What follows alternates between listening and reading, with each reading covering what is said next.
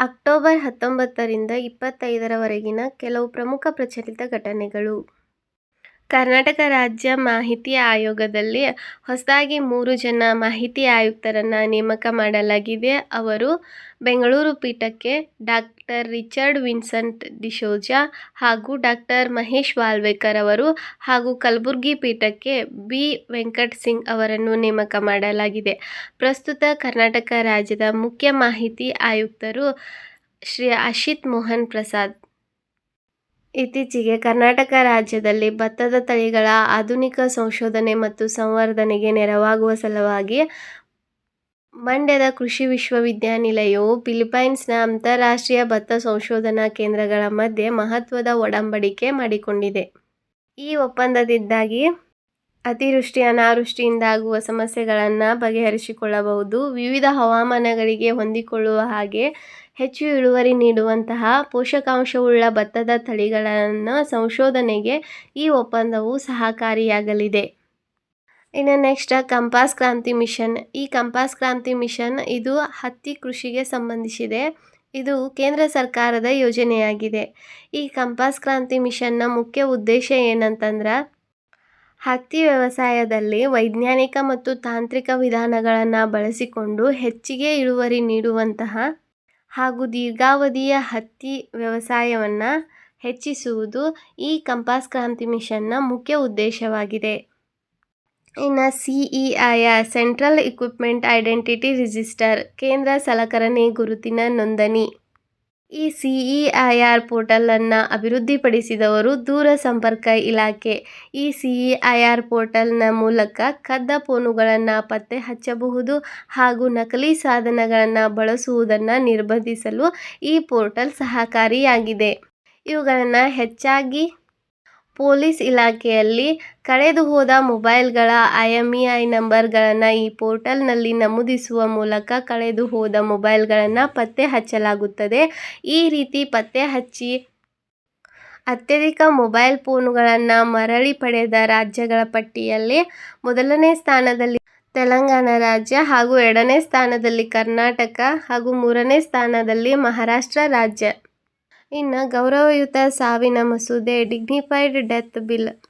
ಈ ಬಿಲ್ಲನ್ನು ಪಾಸ್ ಮಾಡುವ ಮೂಲಕ ಲ್ಯಾಟಿನ್ ಅಮೆರಿಕಾದ ಉರುಗ್ವೆ ದೇಶವು ದಯಾಮರಣವನ್ನು ಕಾನೂನುಬದ್ಧಗೊಳಿಸಿದೆ ಹಾಗೂ ಈ ದಯಾಮರಣವನ್ನು ಕಾನೂನುಬದ್ಧಗೊಳಿಸಿದ ಲ್ಯಾಟಿನ್ ಅಮೆರಿಕಾದ ಮೊದಲ ದೇಶ ಉರುಗ್ವೆಯಾಗಿದೆ.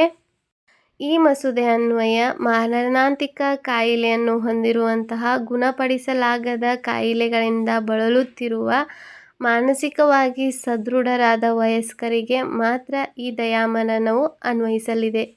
ಇನ್ನು ಆಪರೇಷನ್ ಫೈರ್ ಟ್ರಯಲ್. ಇದು ಭಾರತಕ್ಕೆ ಚೀನಾ ಪಟಾಕಿಗಳ ಅಕ್ರಮ ಸಾಗಾಣಿಕೆಯನ್ನು ತಡೆಯಲು ಹಮ್ಮಿಕೊಂಡ ಕಾರ್ಯಾಚರಣೆಯಾಗಿದೆ. ಇತ್ತೀಚೆಗೆ ಕಂದಾಯ ಗುಪ್ತಚರ ನಿರ್ದೇಶನಾಲಯವು ಭಾರತಕ್ಕೆ ಚೀನಾ ಪಟಾಕಿಗಳ ಅಕ್ರಮ ಸಾಗಾಣಿಕೆಯನ್ನು ತಡೆಯಲು ಈ ಕಾರ್ಯಾಚರಣೆಯನ್ನು ಹಮ್ಮಿಕೊಂಡಿತ್ತು. ಈ ಕಾರ್ಯಾಚರಣೆಯ ಭಾಗವಾಗಿ ನವಶೇವಾ ಬಂದರಿನಲ್ಲಿ 40 ಅಡಿ ಕಂಟೇನರನ್ನು ತಡೆಹಿಡಿದಿತ್ತು. ಇದರಲ್ಲಿ ಚೀನಾ ಪಟಾಕಿಗಳನ್ನು ಅಕ್ರಮವಾಗಿ ಸಾಗಿಸಲಾಗುತ್ತಿತ್ತು.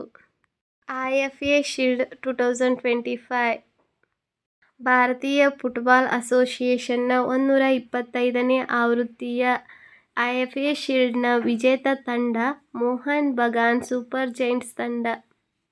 ಇದು ಕಲ್ಕತ್ತಾ ರಾಜ್ಯದ ಪ್ರಮುಖ ವೃತ್ತಿಪರ ಫುಟ್ಬಾಲ್ ಕ್ಲಬ್ ಆಗಿದೆ. ಟೆಟ್ರಾಟೇನಿಯಂ ಮನಿಲಾಲಿಯನಂ. ಈ ಹೊಸ ಸಸ್ಯ ಪ್ರಭೇದವನ್ನು ಕೇರಳದ ಎರವಿಕುಲಂ ರಾಷ್ಟ್ರೀಯ ಉದ್ಯಾನವನದಲ್ಲಿ ವಿಜ್ಞಾನಿಗಳು ಪತ್ತೆ ಹಚ್ಚಿದ್ದಾರೆ. ಈ ಸಸ್ಯ ಪ್ರಭೇದವು ಕ್ಯಾರೆಟ್ ಕುಟುಂಬಕ್ಕೆ ಸಂಬಂಧಿಸಿದೆ. ಇದು ಶೋಲಾ ಕಾಡುಗಳ ಗಡಿಯಲ್ಲಿರುವ ಹುಲ್ಲುಗಾವಲುಗಳಲ್ಲಿ ಬೆಳೆಯುತ್ತದೆ ಹಾಗೂ ಬಿಳಿ ಹೂಗಳನ್ನು ಬಿಡುತ್ತಿದ್ದು ಭೂಗತ ಬೇರುಗಳನ್ನು ಹೊಂದಿದ್ದು ಮಳೆಗಾಲದಲ್ಲಿ ಈ ಟೆಟ್ರಾಟೇನಿಯಂ ಮನಿಲಾಲಿಯನಂ ಎಂಬ ಸಸ್ಯವರ್ಗವು ಹೂ ಬಿಡುತ್ತದೆ. ಇದು ಜಾಗತಿಕವಾಗಿ ಗುರುತಿಸಲ್ಪಟ್ಟ ಮೊದಲ ಪ್ರಭೇದವಾಗಿದ್ದು ಕ್ಯಾರೆಟ್ ಕುಟುಂಬದ 48ನೇ ಸಸ್ಯ ಪ್ರಭೇದವಾಗಿದೆ. ಇನ್ನು ಕೋನಾರ್ಕ್ ಬಲುಕಂಡ್ ವನ್ಯಜೀವಿ ಅಭಯಾರಣ್ಯ. ಈ ಅಭಯಾರಣ್ಯ ಇರುವಂತಹ ಸ್ಥಳ ಒಡಿಶಾ ರಾಜ್ಯದ ಪುರಿ ಜಿಲ್ಲೆ. ಈ ವನ್ಯಜೀವಿ ಅಭಯಾರಣ್ಯದಲ್ಲಿರುವಂತಹ ಚುಕ್ಕೆ ಜಿಂಕೆಗಳ ಸಂಖ್ಯೆ ವೇಗವಾಗಿ ಕಡಿಮೆಯಾಗುತ್ತಿರುವುದರಿಂದಾಗಿ ಈ ಕೋನಾರ್ಕ್ ಬಲುಕಂಡ್ ವನ್ಯಜೀವಿ ಅಭಯಾರಣ್ಯ ಸುದ್ದಿಯೊಳಗೈತಿ.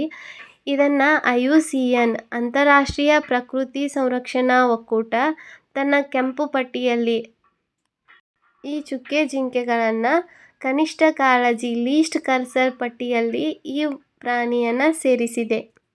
ಇನ್ನು SOAR ಕಾರ್ಯಕ್ರಮ ಸ್ಕಿಲ್ಲಿಂಗ್ ಫಾರ್ AI ರೆಡಿನೆಸ್ ಈ ಕಾರ್ಯಕ್ರಮವನ್ನು ಪ್ರಾರಂಭಿಸಿದವರು ಕೌಶಲ್ಯ ಅಭಿವೃದ್ಧಿ ಮತ್ತು ಉದ್ಯಮಶೀಲತೆ ಸಚಿವಾಲಯ.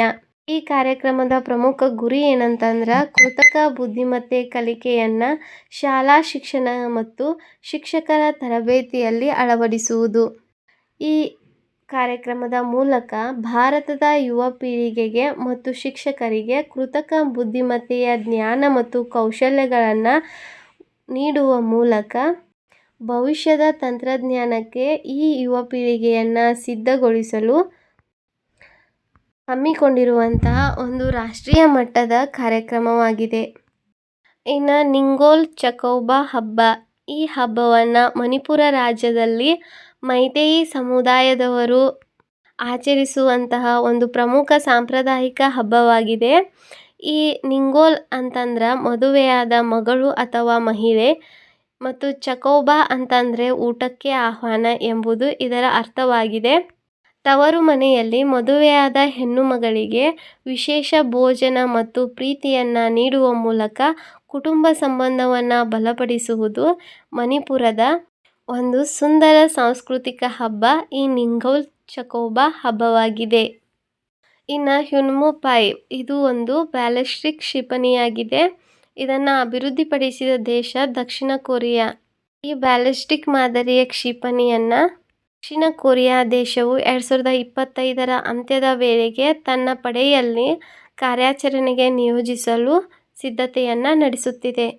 ಇನ್ನು 47ನೇ ಆಸಿಯಾನ್ ಶೃಂಗಸಭೆ ಈ ಶೃಂಗಸಭೆಯನ್ನು ಆಯೋಜಿಸಿದ ದೇಶ ಮಲೇಷ್ಯಾ. 2025ರ ಥೀಮ್ ಏನಂತಂದ್ರೆ ಸಮಗ್ರತೆ ಮತ್ತು ಸುಸ್ಥಿರತೆ. ಈ ಶೃಂಗಸಭೆಯಲ್ಲಿ ಪ್ರಾದೇಶಿಕ ಆರ್ಥಿಕ ಸಹಕಾರ, ಸ್ವಚ್ಛ ಇಂಧನ ಪರಿವರ್ತನೆ ಮತ್ತು ಅಣುಶಕ್ತಿಯ ಶಾಂತಿಯುತ ಬಳಕೆ ಹಾಗೂ ಇತರ ವಿಷಯಗಳ ಕುರಿತು ಚರ್ಚೆಯನ್ನು ನಡೆಸಲಾಗುತ್ತಿದೆ. ಹಾಗೂ ಇನ್ನೊಂದು ಪ್ರಮುಖ ವಿಷಯ ಅಂತಂದ್ರೆ ಟಿಮೋರ್ ಲೆಸ್ಟೆ ದೇಶವನ್ನು ಆಸಿಯಾನ್ ಶೃಂಗಸಭೆಯ 11ನೇ ಸದಸ್ಯ ರಾಷ್ಟ್ರವಾಗಿ ಸೇರಿಸಿಕೊಳ್ಳಲು ಘೋಷಣೆಯನ್ನು ಹೊರಡಿಸಲಿದೆ. ಇನ್ನು ಇಂಟ್ರೂಷನ್ ಡಿಟೆಕ್ಷನ್ ಸಿಸ್ಟಮ್ IDS ಒಳನುಗ್ಗುವಿಕೆ ಪತ್ತೆ ವ್ಯವಸ್ಥೆ. ಈ ವ್ಯವಸ್ಥೆಯನ್ನು ಭಾರತೀಯ ರೈಲ್ವೆಯು ಮಾನವ ಮತ್ತು ವನ್ಯಜೀವಿ ಸಂಘರ್ಷವನ್ನು ಕಡಿಮೆ ಮಾಡುವ ನಿಟ್ಟಿನಲ್ಲಿ ಕೈಗೊಂಡಿರುವಂತಹ ಪ್ರಮುಖ ತಾಂತ್ರಿಕ ಉಪಕರಣಗಳಲ್ಲಿ ಈ ವ್ಯವಸ್ಥೆಯು ಒಂದಾಗಿದೆ. ಈ ವ್ಯವಸ್ಥೆಯನ್ನು ಜಾರಿಗೆ ತಂದಿರುವುದು ಈಶಾನ್ಯ ಗಡಿನಾಡು ರೈಲ್ವೆ ಈ ವ್ಯವಸ್ಥೆಯನ್ನು ಜಾರಿಗೆ ತಂದಿದೆ. ಈ ವ್ಯವಸ್ಥೆಯಿಂದಾಗಿ ಅರಣ್ಯ ಪ್ರದೇಶಗಳಲ್ಲಿ ರೈಲ್ವೆ ಕಾರ್ಯಾಚರಣೆಯನ್ನು ದಕ್ಷತೆಯನ್ನು ಕಾಪಾಡಿಕೊಳ್ಳುವ ಜೊತೆಗೆ ರೈಲ್ವೆ ಹಳಿಗಳ ಬಳಿ ವನ್ಯಜೀವಿಗಳು